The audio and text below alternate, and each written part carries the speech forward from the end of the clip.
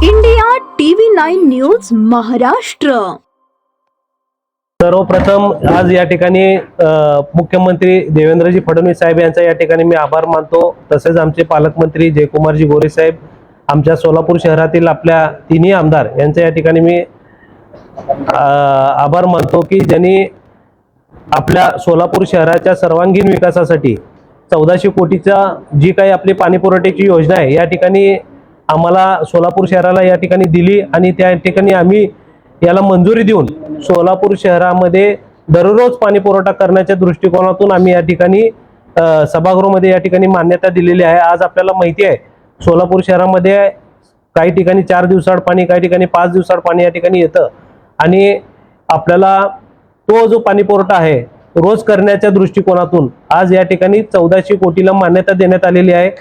त्या 1400 कोटीला मान्यता देताना आपण सोलापूर जनतेवर कुठलीही करवाढ दरवाढ या ठिकाणी केलेली नाही आहे।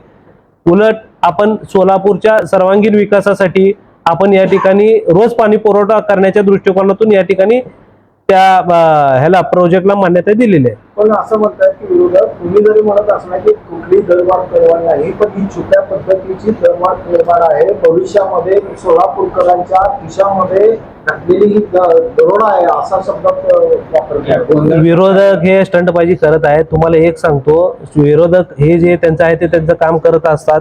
तुम्हाला माहिती आहे कुठलेही विषय असेल आज ते बघत नाहीत की सोलापूर शहराला रोज पाणी पुरवठा व्हायला लागला हे न बघता नुसतं स्टंटबाजी करणे आणि काहीतरी एक दिशाभूल करणे असं त्यांचं काम आहे।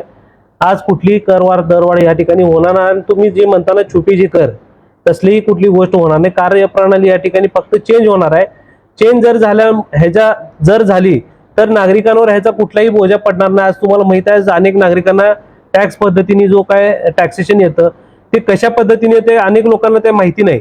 तर त्यात आपण सुस्वस्थ कसं व्हायला पाहिजे म्हणजे त्याच्यामध्ये पारदर्शकता कशी आपली असली पाहिजे, लोकांना स्वतःचा टॅक्स स्वतः या ठिकाणी कसं काढता यायला पाहिजे अशा पद्धतीनेचा जो कॅपिटल बेस्ड जो टॅक्स आहे तो हा भाग वेगळा आहे। त्याला आपण फक्त कार्यप्रणालीला चेंज म्हणून आपण मान्यता दिलेली आहे। यात कुठली करवाढ दरवाढ या ठिकाणी आपण दिलेली नाही।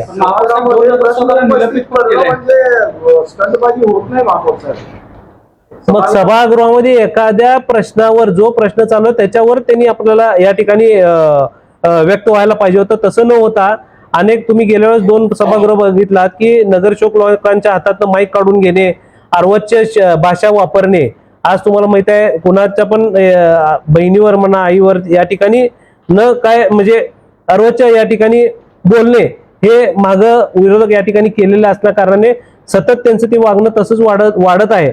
आणि तुम्ही आज बघता की आज उलट त्यांच्याकडनं काय अपेक्षित होतं की सोलापूर शहराचा एवढा चांगला प्रश्न जो होता की व्यवस्थित प्रेझेंटेशन चालू होतं, प्रेझेंटेशनच्या माध्यमातून त्यांना जी काही माहिती पाहिजे होती त्यांच्या प्रभागातील माहिती काय जी काय पाहिजे होती ते त्यांनी विचारणं अपेक्षित होतं।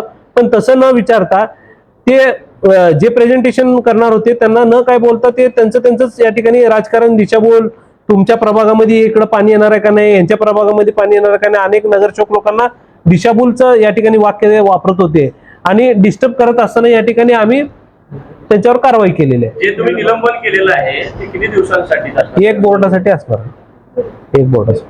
चालू बोर्ड का येणार बोर्ड? नाही नाही। त्याच्यामध्ये आणखी एक प्रश्न असा की बाबा जे काही विरोधक आहेत त्यांचं म्हणणं असं आहे की बाबा जो वाढीव DPR झाला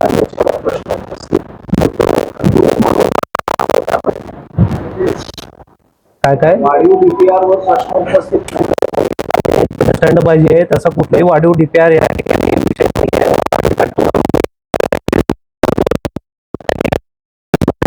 वाढीव DPR कुठलाही झालेला नाही आहे। ते गैरसमज या ठिकाणी पसरवत आहेत। सोलापूर शहराचा एवढा चांगला विषय असताना उगी चुकीचं गैरसमज करून घेऊन या। आणि तुम्ही देखील पत्रकारांनी या ठिकाणी मला एक विनंती करायची आहे की त्यांची वाटलं सर तुम्ही काय त्यांचं काय म्हणणं आहे त्या ठिकाणी तुम्ही घ्यावं आणि या ठिकाणी जनतेला त्या ठिकाणी कळेल की कोण राजकारण करायला आणि कोण सोलापूर शहराच्या विकासासाठी काम करायला। इतका सगळा गोंधळानंतर सोलापूरकरांना काय आव्हान करायचं?